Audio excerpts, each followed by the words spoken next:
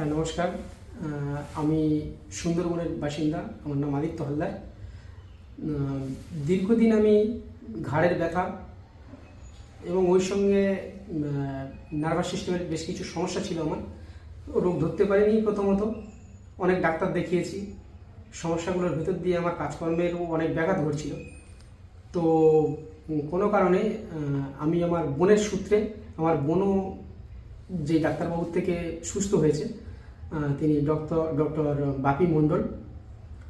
তো ওনার রেকমেন্ডে আমি ওনার থেকে, যেখানে আমি প্রায় 10-15 বছরের যে রোগ যেটা ডাক্তার ধরতে পারিনি, সেটা ওনার কাছ থেকে আমি ওষুধ খাওয়ার পরে 1 মাসের মধ্যে আমার ঘাড়ের যে সমস্ত ব্যথা ট্যাথাগুলো ছিল সেগুলো প্রায় রিকভারি হয়ে গেছে আমার।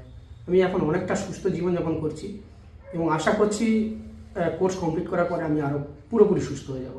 কারণ এতদিনের সমস্যা আমার 15 থেকে 20 দিনের মধ্যে আমি প্রায় রিকভারিতে, এবং শারীরিকভাবে আমি অনেক সক্ষম এবং অনেক বেশি ফিট মনে করছি এখন। আর আরও একটা সমস্যা ছিল, যেহেতু আমার স্পাইনের মধ্যে সমস্যা, ওখান থেকে আমার পায়েরও সমস্যা হচ্ছিল, কোমর থেকে পায়ের দিকটাতে সাইটিকা নার্ভের সমস্যা হচ্ছিল।